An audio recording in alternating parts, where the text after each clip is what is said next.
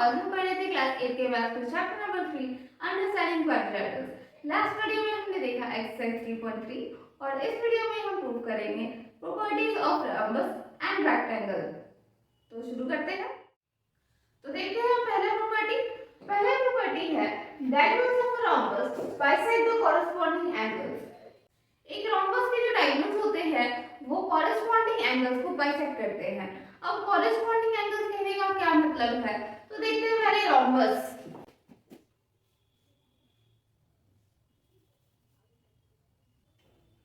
तो ये हमने बना दिया एक रॉम्बस, हमने नाम दिया इसे ए बी सी डी। ठीक है, A C and B D are diagonals. ठीक है, तो पहले हम ए सी को देखते हैं, ये डायगोनल ए सी को।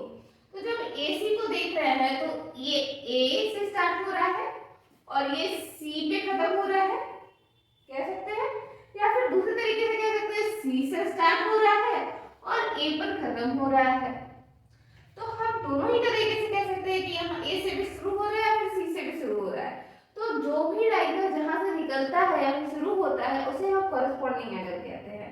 अब हम यहाँ पे बता तो नहीं सकते कि A से स्टार्ट हो रहा है या C से स्टार्ट हो रहा है, तो हम कंसीडर करेंगे कि A और C दोनों ही कॉरेस्पॉन्डिंग एंगल्स हैं। ठीक है, सिमिलरली आप BD के लिए देखो तो एंगल B हो जाएगा कॉरेस्पॉन्डिंग एंगल और एंगल D हो जाएगा कॉरेस्पॉन्डिंग एंगल।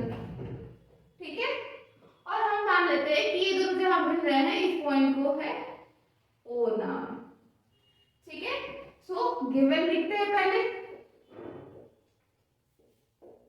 क्या है गिवन हमारा, late ABCD be a rhombus with AC and BD as diagonals intersecting each other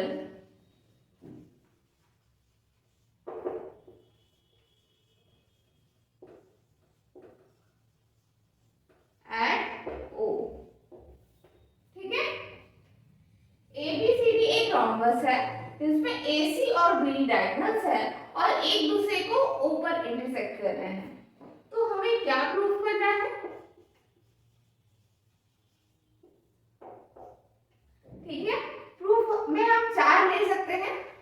लेते हैं पहला, angle DAC is equal to angle CAB। ठीक है, पहला। दूसरा, similarly DCA is equal to angle ACB। ठीक है, ये हुआ AC से रिलेटेड डायगोनल्स और फिर BD के लिए से रिलेटेड भी ले लेते हैं।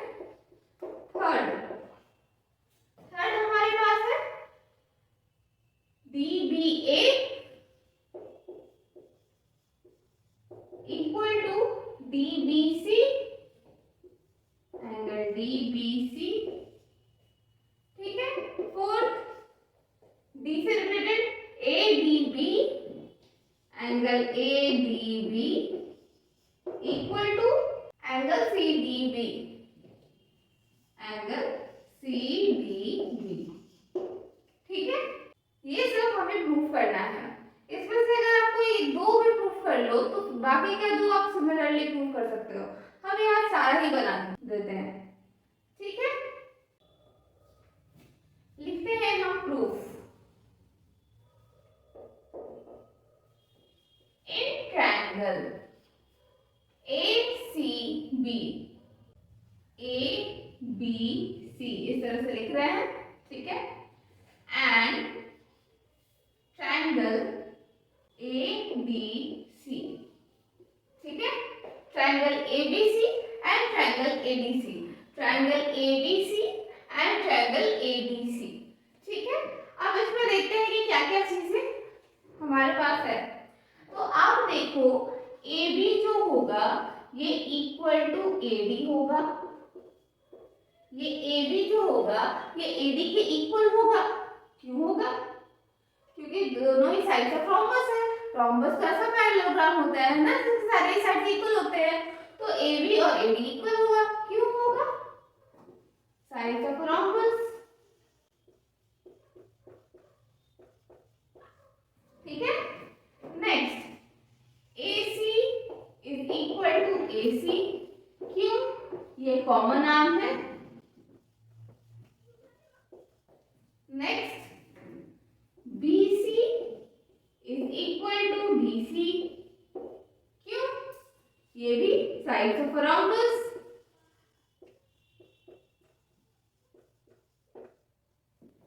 ठीक है।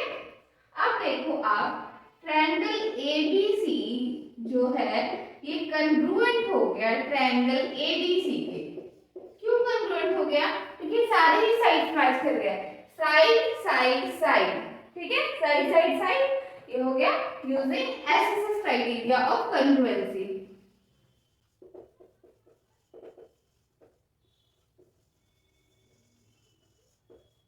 ठीक है। अब ABC और ADC कंग्रुएंट हो गया तो इसके साथ इसके कॉरेस्पॉन्डिंग एंगल्स भी कंग्रुएंट हो जाएंगे। तो क्या क्या एंगल्स कंग्रुएंट मिल गए हमें मिल गया BAC। BAC is equal to angle DAC। ठीक है, देखो BAC ये इक्वल हो गया DAC के। ठीक है, ये वाला एंगल ये वाले एंगल के इक्वल हो गया। और क्या हुआ? Angle ACB equal to angle ACD। ठीक है, ACB is equal to ACD, ये वाला इसके इक्वल हो गया। ठीक है, क्यों? Corresponding part of congruent triangles.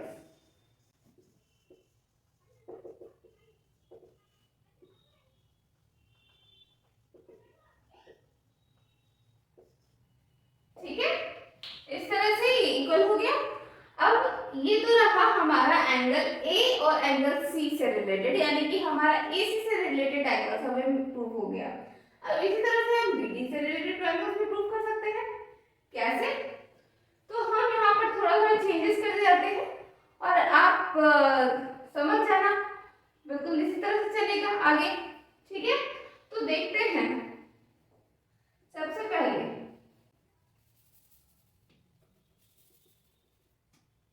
हमारे पास जो दो ट्रायंगल्स हैं, क्या दो ट्रायंगल्स हैं? BD से रिलेटेड है। ठीक है, सो BAD एक ट्रायंगल है हमारा BAD और दूसरा है हमारा BCD। ठीक है, BAD और BCD ये दो ट्रायंगल्स हैं। तो अब हमारा AB जो था यहाँ पर ये इक्वल हो गया BC के। ठीक है, ये AB जो है ये BC के इक्वल है और BD जो था ये हमारा कॉमन नाम तो है, वहां AC था यहाँ BD है कॉमन नाम में। ठीक है, BD ये कॉमन नाम है। और क्या है? AD जो है ये CD के इक्वल है। AD जो है ये CD के इक्वल है। ठीक है, तो इस तरह से ट्रायंगल BAD कंग्रुएंट हो गया ट्रायंगल BCD से। ठीक है, BAD BCD से कंग्रुएंट हो गया। तो क्या क्या एंगल्स हमें मिल गया? Angle ABD। ठीक है, ABD equal to angle CBD। ठीक है, ABD is equal to CBD, यानी कि ये वाला एंगल इस वाले एंगल के इक्वल हो गया। और एंगल ADB इक्वल हो गया एंगल CDB के। ठीक है, ADB जो हुआ ये CDB के इक्वल हो गया, ये वाला एंगल इस वाले एंगल के इक्वल हो गया। ठीक है, अब बाइसेक्ट करने का मतलब तो ये होता है ना कि हाँ ये वाला कट रहा है ना, सो कहने का मतलब क्या हुआ, diagonals of rhombus bisect the corresponding angles. एक रोम्बस के जो डायगोनल्स होते हैं वो जहां से निकलते हैं उन एंगल्स को बाइसेक्ट करते हुए निकलते हैं, यानी कि दोनों को इक्वल पार्ट्स में तोड़ते हुए निकलते हैं। ठीक है, अब हम देखते हैं हमारा नेक्स्ट प्रॉपर्टी क्या है। Diagonals of a rhombus are perpendicular bisectors of each other, यानी कि एक रोम्बस के जो डायगोनल्स होते हैं वो एक दूसरे को जहां पर मिलते हैं वहां पर एक दूसरे को बाइसेक्ट तो करते ही हैं, साथ ही साथ एक दूसरे पर परपेंडिकुलर होते हैं, यानी कि राइट एंगल्स बनाते हैं। तो पहले देखते हैं हम एक रोम्बस को।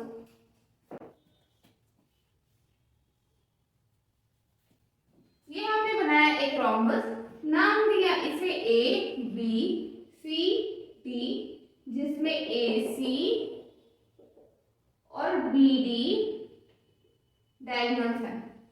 ठीक है, मिल रहे हैं ओ पे।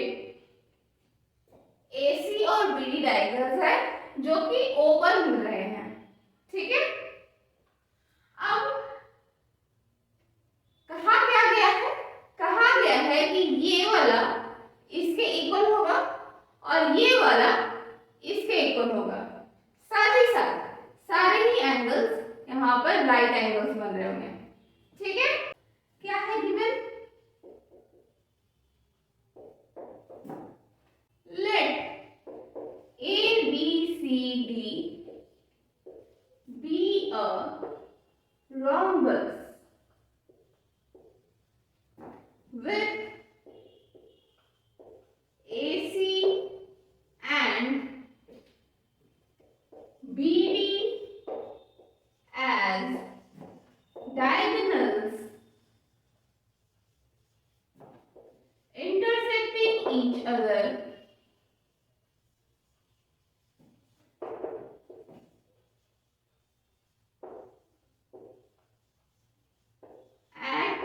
O। ठीक है, क्या हमें दिया हुआ है ABCD एक रोम्बस है, AC और BD डायगोनल्स है और O पे मिल रहा है। अब हमें प्रूव क्या करना है, तो हमें सबसे पहला चीज जो प्रूव करना है कि ये OA जो है ये OC के इक्वल है, OA OC के इक्वल है। दूसरा OB जो है ये OD के इक्वल है, OB OD के इक्वल है। और तीसरा एंगल AOB जो है ये एंगल BOC के भी इक्वल है, COD के भी इक्वल है, DOA के भी इक्वल है और ये सारा ही 90 डिग्री के इक्वल है, सारा ही राइट एंगल्स है। ठीक है, तो करते हैं हम proof. Since AB is parallel to CD and AC is a transverse, AB जो है ये CD के पैरेलल है और AC ट्रांसवर्सल है, तो ये वाला एंगल इस वाले एंगल के इक्वल होगा। ठीक है, angle OAB is equal to angle OCD होगा। इसको पहले हम मान लेते हैं इक्वेशन नंबर 1 और रीजन क्या है, अल्टरनेट इंटीरियर एंगल्स, ये अल्टरनेट इंटीरियर एंगल्स है।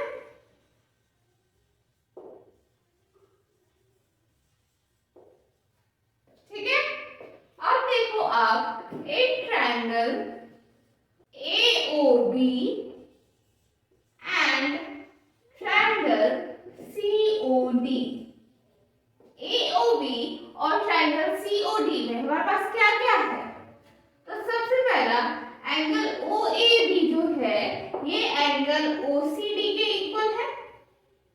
क्यों, फ्रॉम इक्वेशन 1। और एंगल AOB जो है ये एंगल COD के इक्वल है।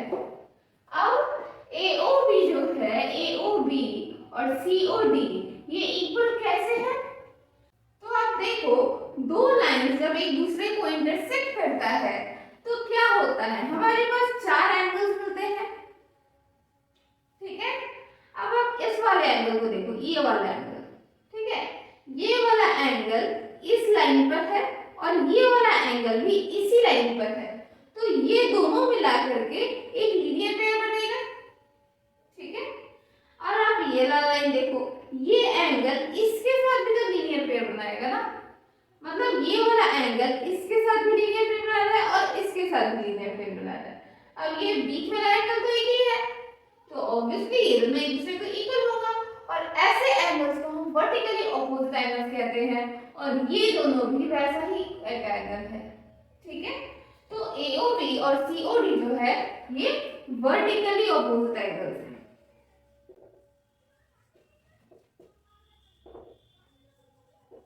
ठीक है, और क्या है, AB जो है ये CD के इक्वल है।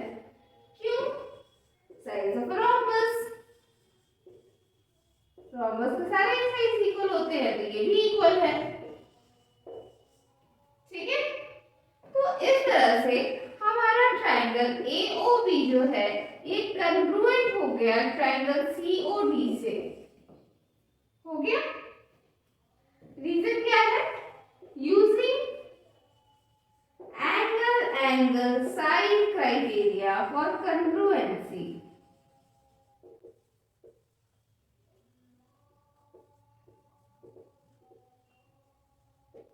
ठीक है, ट्रायंगल AOB कन्वर्ट हो गया ट्रायंगल COD से, और इसके साथ OA जो है ये भी OC के इक्वल हो गया, OB जो है ये OD के इक्वल हो गया।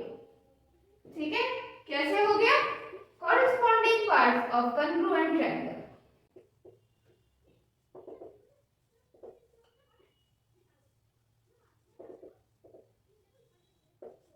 ठीक है, अब आगे देखते हैं। अब आप देखो, in triangle AOB and triangle COB, AOB और ट्रायंगल COB में, AOB और COB में क्या क्या है हमारे पास, तो सबसे पहले OB जो है ये OB के तो इक्वल होगा क्योंकि ये दोनों ही कॉमन नाम है। ठीक है, और क्या है, angle OBA is equal to angle OBC होगा। क्यों होगा,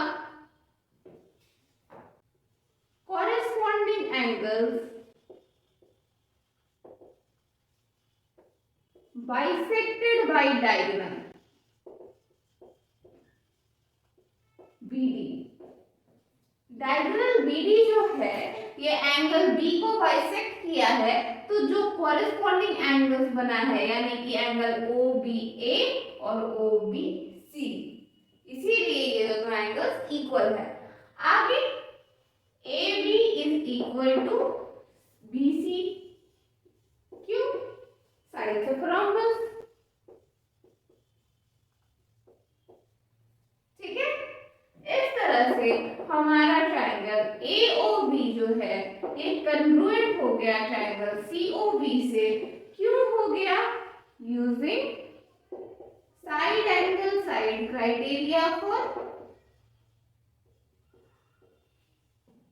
congruency of triangles।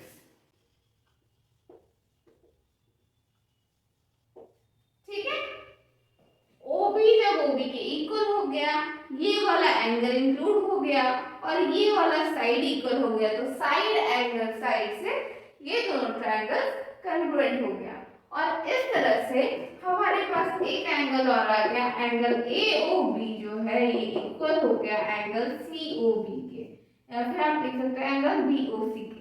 क्यों, इसको आप ले लो इक्वेशन नंबर 2 पहले, उसके बाद लिख लो corresponding part of congruent triangle।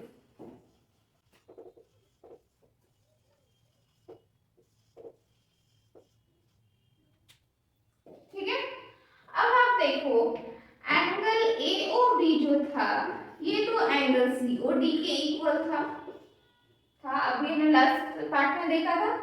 और एंगल इसी तरह से BOC जो है ये एंगल AOD के भी इक्वल होगा। क्यों होगा? ये देखो ये वाला एंगल भी तो इससे वर्टिकली अपोजिट एंगल है ना, तो ये दोनों ही pair of vertically opposite angles हैं। और इसीलिए हमारे पास एंगल AOB जो है ये एंगल BOC के इक्वल हो गया, ये एंगल COD के इक्वल हो गया और ये एंगल AOD के भी इक्वल हो गया। ठीक है, लेकिन ये सब 90 डिग्री कैसे हुआ वो पार्ट देखते हैं। तो एंगल AOB और एंगल BOC को अगर आप ऐड करो तो ये 180 डिग्री होगा। क्यों होगा? ये लीनियर पेयर एंगल्स हैं। ठीक है, AOB जो है ये BOC के इक्वल है, इक्वल भी है, तो आप लिख सकते हो angle AOB plus angle AOB। हमने क्या किया, BOC की जगह AOB लिख दिया क्योंकि AOB और BOC तो इक्वल ही है। ठीक है, क्यों? फ्रॉम इक्वेशन 2 भी हमने इसे बनाया था। ठीक है, तो इस तरह से हमारे पास twice of angle AOB is equal to 180 degree हो गया, यानी कि एंगल AOB जो है ये हमें 180 डिग्री बाई 2 मिल गया, यानी कि हमारे पास एंगल AOB का वैल्यू 90 डिग्री मिल गया। ठीक है, और इसका मतलब ये नहीं हुआ कि एंगल AOB ये एंगल BOC के इक्वल जो था और एंगल COD और एंगल AOD सब इसके इक्वल था, ये सब का वैल्यू 90 डिग्री मिल गया। ये तो हमें प्रूफ करना था ना, तो ये रहा हमारा प्रूफ। ठीक है, हम देखते हैं हमारा थर्ड प्रॉपर्टी। ये प्रॉपर्टी रिलेटेड है रेक्टेंगल से। तो क्या है property? Diagonals of the rectangle are equal to each other. एक रेक्टेंगल के डायगोनल्स इक्वल होते हैं, तो हमें ये प्रूव करना है। देखते हैं, हम बनाते हैं एक रेक्टेंगल।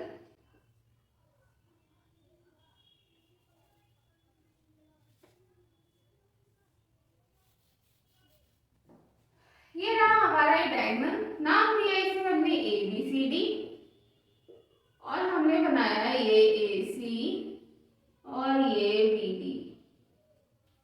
ठीक है, AC और BD इसके डायगोनल्स होते हैं।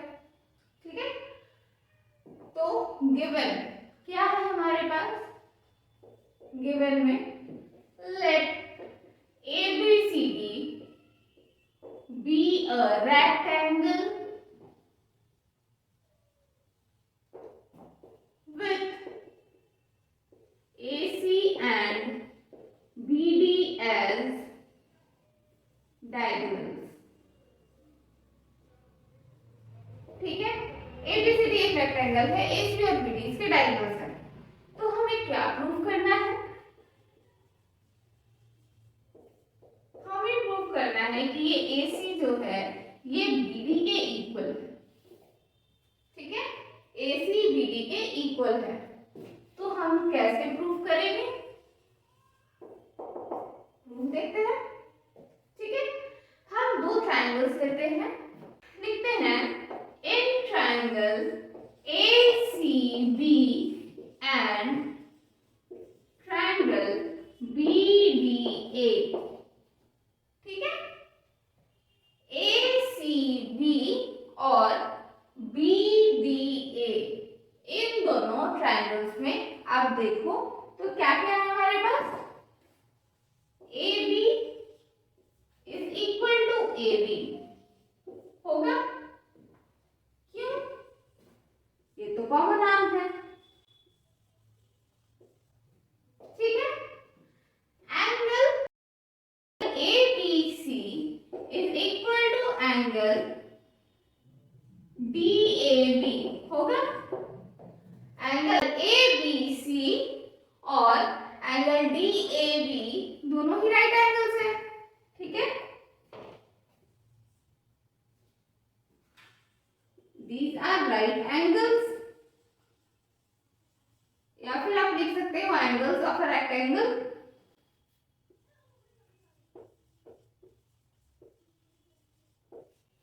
ठीक है, जो कि 90 डिग्री के इक्वल होता है, तो दोनों ही 90 डिग्री के इक्वल है, या फिर आप सिंपली इस तरह से लिख सकते हैं इक्वल टू 90 डिग्री। ठीक है, मतलब राइट एंगल्स है। और क्या है, BC is equal to AD। क्यों? Opposite sides of parallelogram.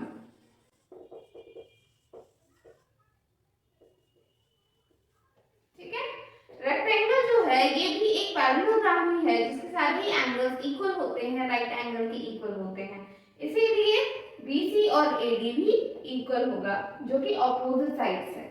BC और AD ये दोनों ही ऑपोजिट साइड्स हैं और इसलिए ये दोनों इक्वल होंगे। ठीक है, तो देयरफॉर ट्रायंगल ACB जो हुआ ये कॉन्ग्रुएंट हो गया ट्रायंगल BDA के। क्यों? Using side angle side criteria, using side angle side criteria for congruency of triangles.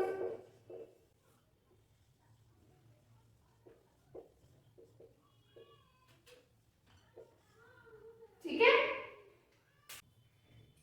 इस तरह से आप देखो ACB और BDA जब कन्वर्ट हो गया तो AC भी BD के इक्वल हो ही गया। क्यों? Corresponding part of congruent triangle.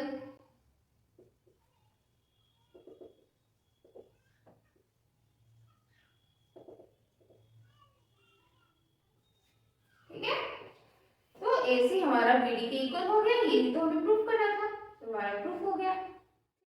तो आज के लिए बस इतना ही। आज हमने प्रूफ किया properties of rhombus and rectangle. अगर आपको ये वीडियो पसंद आया तो इसे लाइक करें, कमेंट करें, अपने फ्रेंड्स के बीच में शेयर करें और हमारे चैनल को सब्सक्राइब करें। और अगर आपको इसमें कोई कमी नजर आई या फिर आपको कोई डाउट रह गया तो वो भी आप कमेंट कर सकते हैं। अब हम मिलते हैं नेक्स्ट वीडियो में जिसमें हम प्रूफ करेंगे properties of square. Thank you.